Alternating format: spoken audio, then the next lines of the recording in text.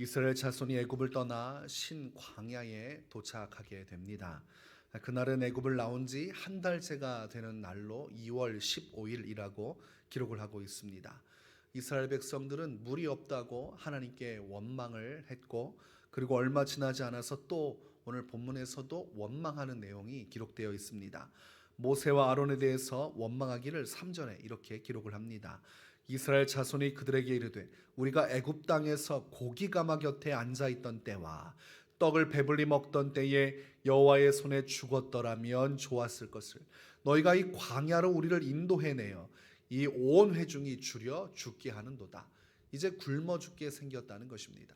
과거에는 고기도 마음껏 먹고 떡도 마음껏 먹고 그렇게 참 좋았었는데, 모세와 아론을 따라서 하나님의 약속의 말씀을 따라왔다가 이 광야에서 되려 죽게 되었으니 이 어찌된 일인가? 이들은 불평하고 있고 한탄을 하고 있습니다. 너무나 과거의 시간들이 좋았던 것처럼 표현을 하고 있습니다. 그러나 우리가 진실을 알고 있지만 그들은 노예 신분으로 살았고 엄청난 학대를 받았습니다. 그것이 얼마나 고통스러운 시간이었는지 그들은 하나님께 날마다 부르짖었다. 그리고 그들의 부르짖음이 하늘에 사무쳤다. 이렇게까지 표현을 하고 있습니다. 하나도 행복하지 않았고 어떠한 즐거움도 그들의 마음속에 없었는데 마치 과거에 행복했었던 것처럼 그렇게 생각을 하고 있습니다. 이것은 거짓된 것이지요. 자신들의 불평과 불만을 합리화하기 위해서 과거의 것을 부풀려서 아주 좋게 표현을 하고 있는 것입니다. 이것은 악한 것입니다. 출애굽기 1장 14절을 보니까 어려운 노동으로 그들의 생활을 괴롭게 하니 곧 흙 이기기와 벽돌 굽기와 농사의 여러 가지 일이라, 그 시키는 일이 모두 엄하였더라. 이렇게 말합니다. 그러니까 어려운 일은 다 하고 고생 다 했는데 무엇이 그때가 좋다고 말할 수 있겠습니까? 누가 그때가 그리웠다고 말할 수 있습니까? 거짓된 말을 하고 있는 것입니다. 자신의 사랑하는 아들이 태어나면 왕명에 의해서 죽임을 당했는데, 아니 무슨 그날이 그리운 날이라고 지금 모세하고 아론에게 지나간 날들을 회고하고 그날을 그리워하는 말을 하고 있습니까? 제가 사역을 해왔을 때, 이 부교육자로서 사역을 할 때면 여러 가지 많은 분들을 만나게 됩니다. 그 중에서 좋은 말도 나누고 그리고 발전적인 이야기도 하게 되는 경우가 있습니다. 그러나 유독 온전하지 못한 목적으로 이야기를 하는 분들이 있습니다. 과거에 있었던 사역자에 대한 얘기를 하는데 굉장히 좋았던 얘기들을 자꾸 합니다. 그래서 좋은 것들을 우리가 듣고 발전시키고 계승하는 것은 필요하지 않겠습니까? 그런 면에서는 괜찮은데 이 듣다 보면 나중에 이제 진리를 알게 되죠. 불평하는 마음이 있는 것입니다. 오늘 새로 부임한 사역자에 대한 불평이 있을 때 자꾸 과거의 이야기를 꾸며냅니다. 나중에 들어보면 그 교역자 있을 때 서로 잘 지내지도 못하고 분명히 어려웠던 것을 알고 있는데 마치 굉장히 좋았던 것처럼 자꾸 부풀려서 이야기를 하고, 그걸 통해서 현 사역자에 대한 이 불만을 이제 합리화시킬 때가 있어요. 이것은 의도가 잘못된 것이죠. 좋은 것을 제안하고 교회적으로 필요한 것을 이야기할 수 있지만 이것을 이야기할 때 아다르고 어다른 것입니다. 분명한 중심이 있어야 되고 그 절차, 이야기하는 과정이 중요한데 오늘 이스라엘 백성들이 꼭 그와 같이 행동하는 것입니다. 아니 물이 먹고 싶으면, 그리고 필요한 것이 있으면 정중하게 부탁을 하고 기도하는 마음으로 기다려야 되는 거 아닙니까? 왜 과거의 애굽에서 있었던 날들이 좋았던 것처럼, 그때는 행복했었던 것처럼, 그때 좋았던 것을 너희가 끌고 나와서 악몽의 날들을 주는 것처럼 그런 식으로 매도하고 있지 않습니까? 그래서 자기들이 지금 배고프고 떡을 먹고 싶고 고기를 먹고 싶은 마음이 당연한 것처럼, 그리고 그 모든 것들이 옳은 것처럼 합리화를 하기 위해서 그런 식으로 과거의 것을 부풀려내고 있는 것입니다. 이것이 이들의 큰 악입니다.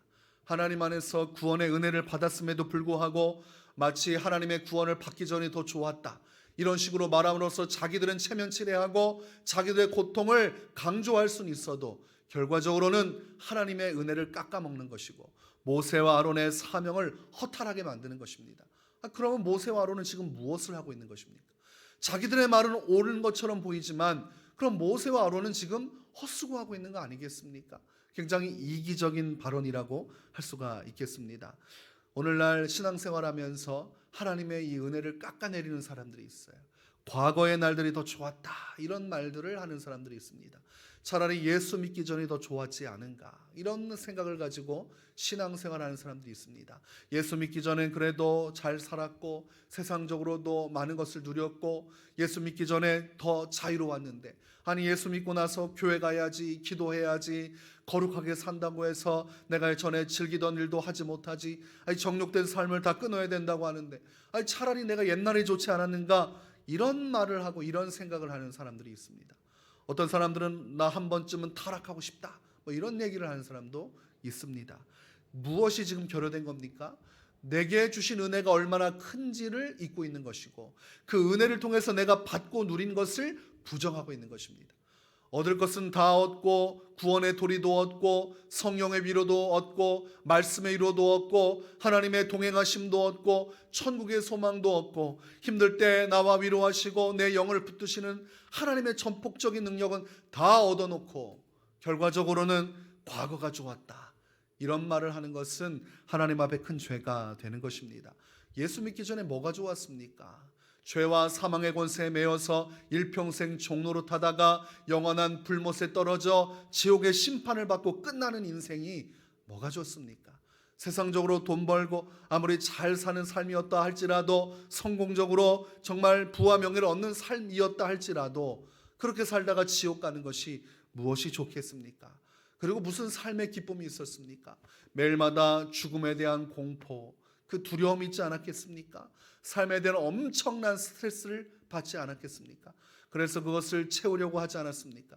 인생의 허전함에 목매여서 갈 길을 몰라 방황하지 않았습니까? 그런데 오늘 애굽 사람들의 그 태도가 참 좋았다, 참 좋았다.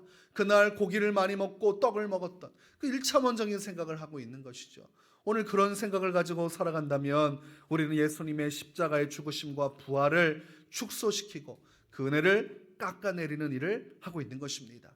우리는 오히려 내가 큰 은혜를 받았으니 이전 일은 생각할 필요도 없고 이제 나는 새 삶을 주신 주님과 함께 동행하며 새 인생을 살아가겠다, 이 새 은혜를 주신 주님을 내가 평생 동안 찬양하겠다, 이전 일을 내가 돌아보지도 않겠다, 이렇게 살아가야 하는 것입니다. 기껏 결혼해서 아내가 조광지처가 옆에서 열심히 내조해서 승진도 하고 성공하게 하고 정말 새 삶을 살게 도와줬는데, 나중에 첫사랑 만났다고 바람피고 불륜하는 거, 그거하고 똑같은 거 아닙니까? 하나님의 은혜 다 누리고 나서 옛생활로 돌아가서 죄 짓겠다는 거, 꼭 그런 거 아니겠습니까? 베드로후서 2장 21절에 참된 속담에 이르기를 개가 그 토하였던 것에 돌아가고 돼지가 씻었다가 더러운 구덩이에 도로 누웠다 하는 말이 그들에게 응하였도다. 아니 돼지를 잘 씻어놓으면 뭐합니까? 자꾸 구정물로 들어가려고 하는 거예요. 옛날이 좋았다 그러면서 구정물로 들어가려고 그래요. 죄된 삶, 멸망의 삶, 죽음에 대한 공포와 인생에 대한 두려움이 가득했던 그날이 좋았다. 그런 인생은 돼지 같은 인생입니다. 돼지 같은 생각을 하고 있는 것이죠. 그것이 주님 앞에서 큰 죄가 되는 것입니다. 이스라엘 백성들이 그렇게 자꾸 지나간 죄된 삶, 종되었던 삶, 노예되었던 삶을 그리워하고 불평하다가 하나님의 놀라운 심판이 임해서 그들은 1세대는 그 광야에서 머물다가 죽고 말았던 것을 기억해야 됩니다. 뒤를 돌아보는 신앙은 하나님께서 기뻐하지 않습니다. 창세기 19장 26절에 보니까 롯의 아내는 뒤를 돌아보았으므로 소금 기둥이 되었더라. 자꾸 뒤를 돌아보는 인생은 소금 기둥 인생입니다. 은혜 못 받습니다. 그대로 굳어서 은혜 받지도 못하고, 그리고 하나님 앞에 가까이 가지도 못하고, 그렇게 방황하는 인생이 이 소금 기둥 인생이라고 할 수 있습니다. 신앙은 뒤를 돌아보는 것이 아니에요. 앞을 보는 것입니다. 내게 새 일을 행하신 주님과 함께 미래를 바라보며 소망을 가지고 한 걸음 한 걸음 나아가는 것이 참된 신앙입니다.